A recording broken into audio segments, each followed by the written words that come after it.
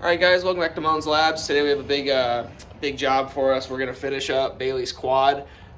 We finally got the head gaskets in, all the gaskets we need. So we're gonna assemble that, put it back together, clean his carb for him, and get it all buttoned up so we can go ride this weekend. So could be a lot of time lapse for today. I'll try and keep talking through it, but if I don't talk a whole lot in this video today, it's just because I'm on kind of a time crunch. I got another bike coming in later this afternoon that I got to look at. So, but stay tuned. This should be a good build. Later today or tomorrow, I'm going to do a carburetor how it works build. I don't know if I'm going to call it yet. I think I'm going to call it Moan Explains. But watch out for that video too for young users or people that want to know more about dirt bikes, quads. Carburation is a huge part of the past of dirt bikes and really all motorcycles or all motorsports. So I will be explaining that later. If you are interested in that, great. If not, it's fine. I'll do an EFI as I get another EFI bike in here. I haven't had any electronic fuel injection bikes in here lately, but I will soon, and that'll just be part of the channel. So thank you for watching. Stay tuned.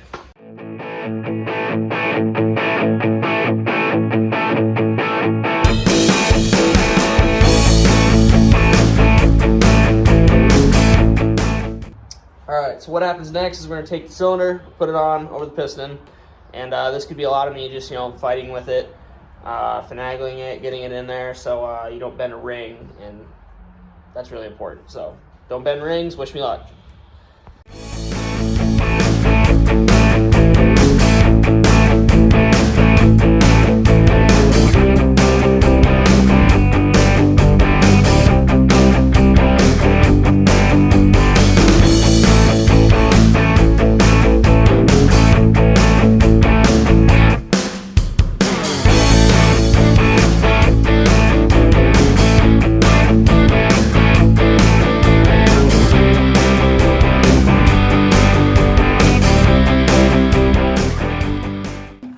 Alright, so we got that in. The cylinder went in pretty well, actually. Didn't really have to fight it. But next step is we are going to put the cylinder bolts in, and we are going to torque these down to 33 foot-pounds because that's what the service manual says. And I'll show you guys how to do that here in a second. But that's the next step once you get the cylinder on.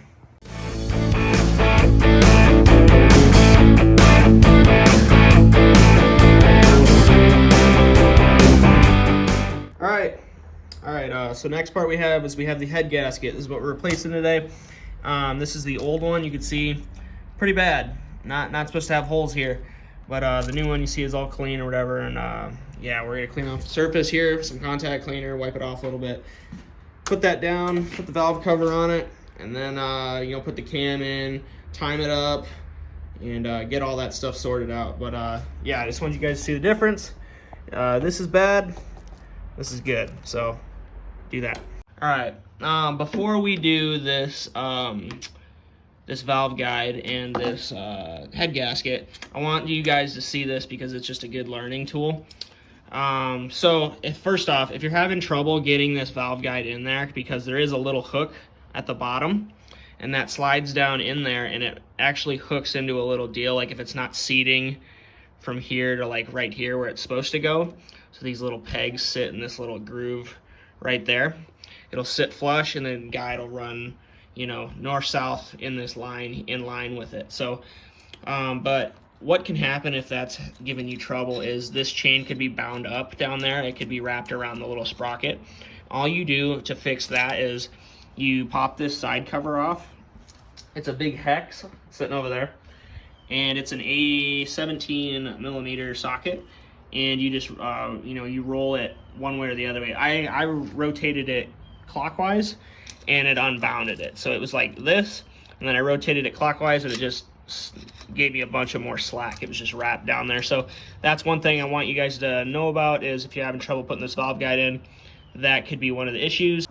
All right, so we are going to put the cylinder head on, and for anyone that has any questions about this build or anything that maybe I missed, just leave it down in the comments below. I'll read stuff. Every time I do a 4-stroke rebuild, I'm going to explain how it works. And I also plan to do a whiteboard teaching video on how it works, the whole theory behind 4-stroke.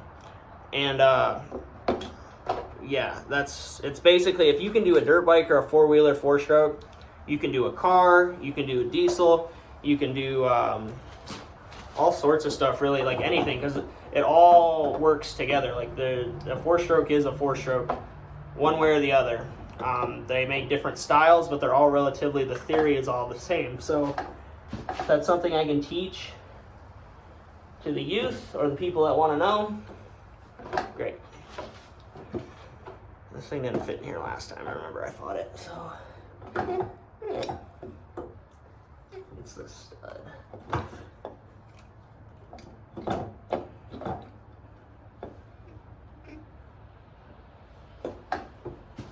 Oh, it caught on. Okay.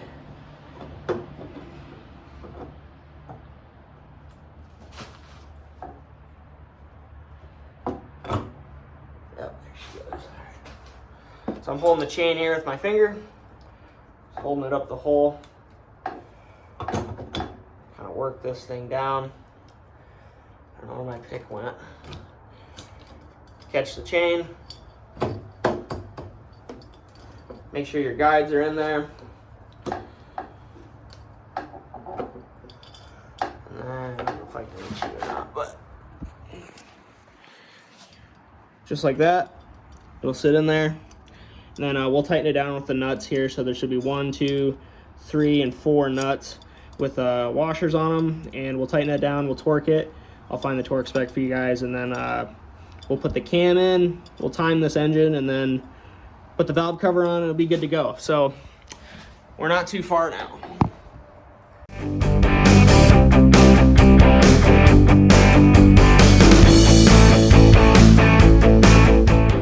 All right, so next we're gonna put the cam in. So to do that, this is basically what's called timing an engine.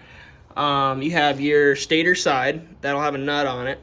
So you're gonna undo this, which can be kind of annoying. So make sure, you know, if you gotta heat it up if you can. If it's already rounded, which is pretty common, you can, you know, sometimes you can take a little angle grinder and put a little flat spot in there, get it out with the flathead, biggest flathead you got. I've seen guys do that. That can be a real pain, so just be very careful with that. Along with this one gave me a lot of trouble. I had to heat this one up, but it's a 6mm. I got it out, but I had to like use a bunch of extensions and adapter, and it took a 3/8 drive to get it out. So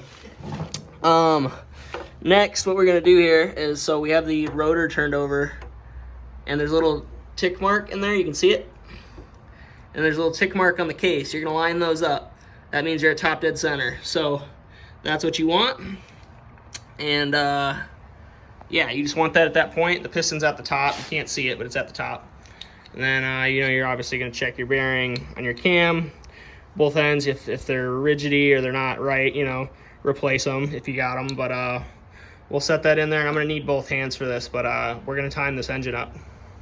All right, so basically this is what it should look like. If you have your engine, your EX400 timed correctly, or any engine timed correctly really, you should have, so there's that tick mark here that I'm touching on the flywheel. And then there's a tick mark here on the case, right where the end of my pick is. That should be lined up. So that's the first step. You wanna get that lined up. That's top dead center of the piston. Then you're coming around to the cam gear. And what you want is, you'll see those lines that I was talking about right here. Those should be flush with this gasket surface.